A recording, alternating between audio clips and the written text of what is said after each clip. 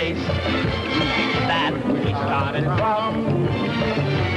This is the stage we were born upon. He got his big break when they played Ciro's nightclub in Hollywood in 1955. And this made him a bona fide star, as he recalled the moment for us last year. I knew it that night. This is my last chance. Do it. Do it now if you're ever going to do it, or it's small time the rest of your life. You'll be working little joints around and never get that big opportunity, because this is as close as you're going to get. And at the end of 40 minutes, the whole club was cheering. And you walked off, and the first person that we were in, naturally being the opening act, we had to climb stairs to our dressing room. We get to the dressing room, and right behind us came Jerry Lewis and Dean. They walked in, and Jerry said to me, hugged me, said, "Hey, it happened for us. I'm so glad it's happened for you." He said, "Now I got some notes. Sit down." You're rockabye baby with a dick. See ya, With friends like Lewis, who he liked to imitate, and Frank Sinatra, who made him a member of his Rat Pack, the not yet 30-year-old was on his way to superstardom, and the decades that followed were filled with appearances by a master entertainer. Mr. Bojangles, dance. Come back and dance. Growing up in grease paint, Sammy never had the chance for a formal education. While in vaudeville, the only way he got around the child labor laws was by acting like an adult. Sometimes he had to be billed as Silent Sam, the dancing midget. Sammy weathered a stormy personal life. He was just hitting his stride in 1954 when he lost his left eye in a car accident. That might have stopped others, but Sammy was made of true grit and determination. With a song in my heart. Sammy was never one to shy away from taking a stand, personal or professional. Hey, why you'll have the time of your life. Just make sure that you bring your wife. He'd married a beautiful Swedish actress, had a large family, and had been a champion of civil rights. He's pictured here at the funeral of Dr. Martin Luther King. He worked hard for the Democratic Party and then shocked everyone by hugging President Richard Nixon. But kissing Archie was classic Sammy. Okay? 1, 2, 3. Sammy worked hard, lived hard, and played hard. If you get the title swinger, then you can't sit in the library all day. You know, you've got to go to a bar and be a swinger. But Sammy proved that whatever problem he had with being black, Jewish, a husband and father, or with smoking and drinking, he always gave 100% to his friends in public.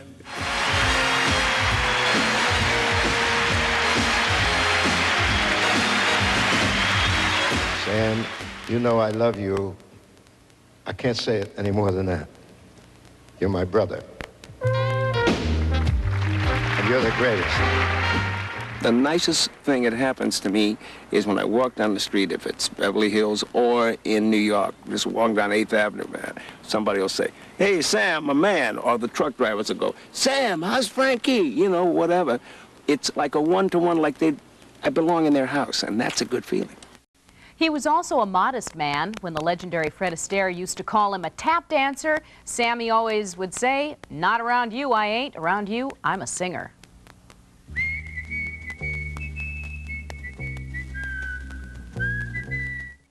You must master numbers, children, so that when a value comes your way, you'll be wise enough to see it. Consider this. You buy 5 pieces of Kentucky Fried Chicken for $3.99 or 10 pieces for $3 more. Is this good value? Teacher, this is a very good deal.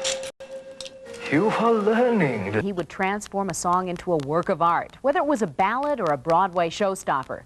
It was a skill he learned from his father. I was a tot, I sang before I talked. Believe it or not, I danced before I walked. My mama squawked, but Dad and Uncle taught me. They taught me everything I know. Sammy Davis Jr. did originally learn his musical skills from his father and adopted uncle in the Will Maston Trio. As a child, he imitated their dance steps, eventually growing to headline their act. He toured with them for years, meeting old friend Frank Sinatra during those early days. After a stint in the Army during World War II, Sammy rejoined the trio in nightclub acts, singing, dancing, and playing. I played every instrument because in the days that I came up in show business, vis-a-vis vaudeville, you had to know how to humor a line, you had to know how to sing, dance, or at least movement. But hoofing was my main thing. I learned to be a singer by being an impressionist. Jimmy Stewart. All too well. Because of you, the sun will shine. Sammy stayed with his uncle and dad into the 50s, where an appearance on the Colgate Comedy Hour brought them to national attention. He was signed soon after that to a recording contract. He finally went solo in 1954. He sang and danced in films, in plays, on TV, and in concert, becoming one of the most popular entertainers, black or white, of his time. His hit records over the years included Something's Gotta Give, I've Gotta Be Me, and The Candyman, his only #1 song. Yeah, the Candyman can. He never rested on his laurels and continued to perform up to the end of his life. He wowed him 2 years ago while touring with Frank Sinatra and Liza Minnelli. And maybe then I'll know what kind of fool I am. And on his 60th anniversary special last year, he wasn't able to sing, but proved he could still dance with the best of them.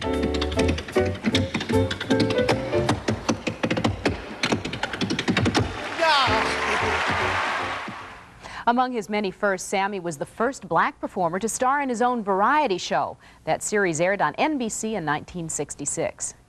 Sammy was a consummate song and dance man, but he was also an actor. He starred in more than 20 movies, playing everything from a sergeant to a crook. But as Leonard Maltin shows us now, his most brilliant moments on screen were those which showcase all of his talent. Leonard. Well, John, it's hard to believe all the different ways that Sammy Davis Jr. made his mark on the world of entertainment, and movies were no exception. Yeah, it ain't necessarily so. It ain't necessarily so. They tell all you chillin' the devil's a villain, but it ain't necessarily so. The part of Sport and Life in the Gershwin opera Porgy and Bess was tailor-made for Sammy's talents, and he knew how to make the most of a show-stopping number like this. But that was nothing new. He'd done it before at the age of 7 in a 1933 short subject called Rufus Jones for President. Its racial stereotyping dates it terribly, but Sammy is still a sensation.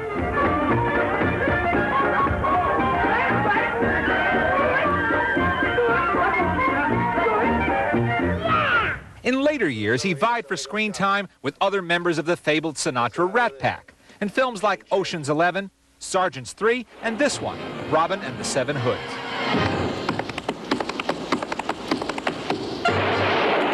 Straight acting jobs were more a novelty, but Davis did act in a number of dramatic pictures, including this 1966 film about a trumpet player, A Man Called Adam.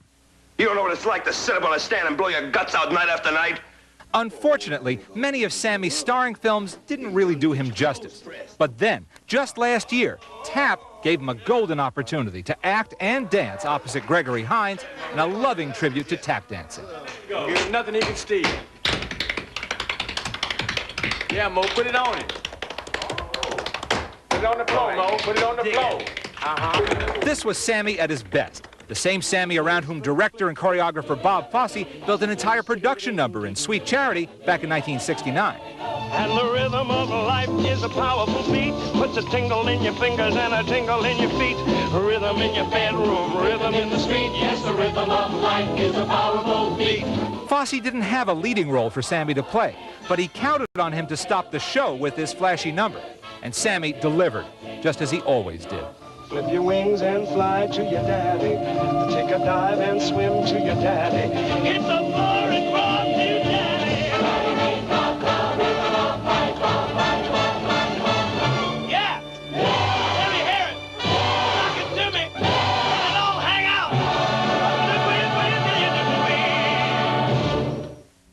What a number. I can't lay claim to having been a friend of Sammy's, but I did get to meet him on a couple of occasions and learn firsthand what a nice man he was. And he was also a passionate movie buff, just crazy about the movies, which I think is one reason he was so thrilled to have been in movies himself.